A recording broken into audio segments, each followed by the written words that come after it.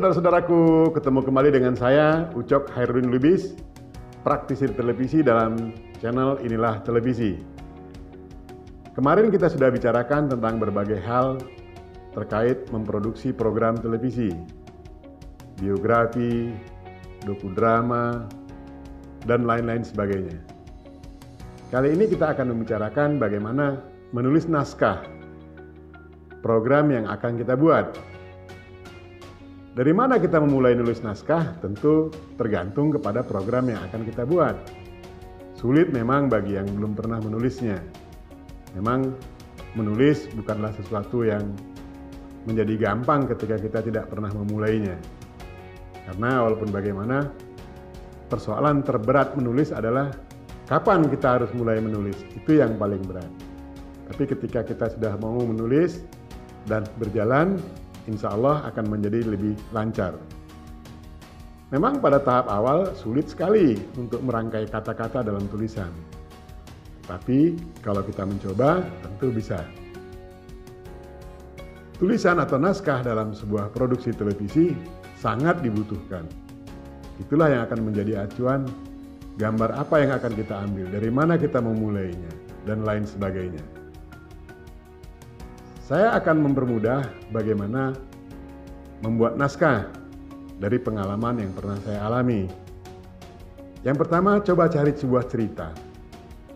Cerita yang biasa, yang umum, yang pernah kita dengar. Baik cerita lucu-lucu atau cerita apa aja.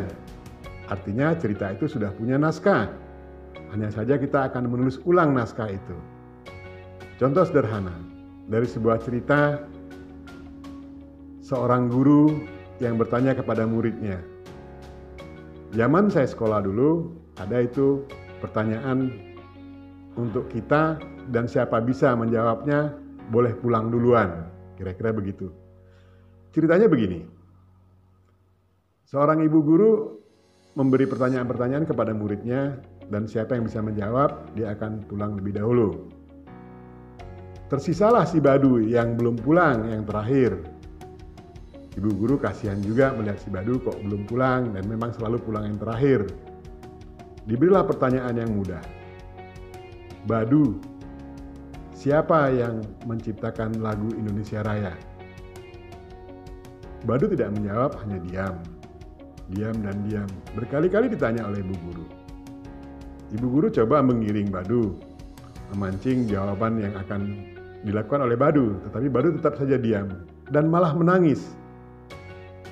Ibu guru menjadi bingung, kenapa si Badu menangis.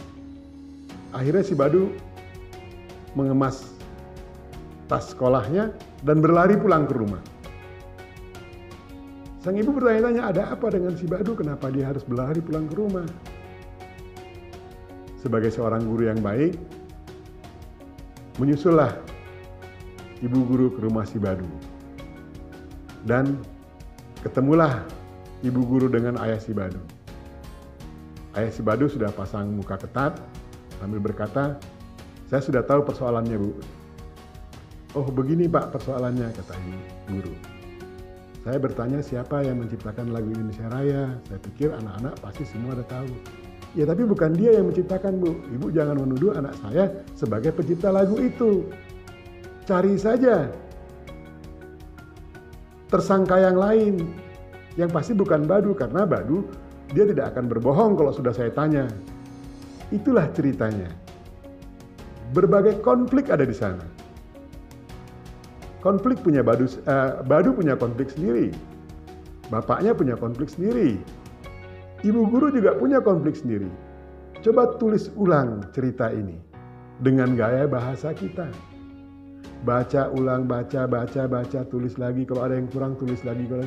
Sehingga kita bisa melihat di mana konflik tertingginya dari cerita ini. Di mana letak serunya dari cerita ini. Nah, belajarlah dari mulai satu cerita yang demikian. Atau cerita-cerita masa kecil kita. Dongeng-dongeng yang pernah diperdengarkan oleh orang tua kita kepada kita. Atau dari pelajaran-pelajaran buku sekolah. Ditulis ulang sehingga nanti kita akan piawai untuk melihat di mana konfliknya. Nah, Setelah itu kita baru bangun bagaimana istilah dalam penulisan itu dramaturginya, jalan ceritanya, tekanan-tekanan cerita, naik turun cerita, sehingga orang tetap menonton acara kita karena banyak yang ingin diketahui setelah apa yang dilihatnya. Bangun cerita dari mulai konflik yang paling ringan sampai puncak konflik, dan berikutnya adalah penyelesaian persoalan. Seolah-olah seperti drama 3 babak. Ada konflik, ada puncak konflik, ada penyelesaian. Demikianlah. Itu kalau kita mau menulis tentang sebuah cerita. Tapi ketika kita ingin menulis sebuah keinginan membuat video, misalnya hanya bagaimana membuat meja, atau bagaimana membuat hijab, memasang hijab, tutorial memasang hijab. Tentu ceritanya yang kita tulis adalah urutan dari bagaimana kita melakukannya. Kita urut bagaimana melakukannya sehingga sampai pada finishingnya atau penyelesaiannya. Mulailah dari yang kecil-kecil. Jangan takut salah, karena kesalahan adalah awal dari kebaikan.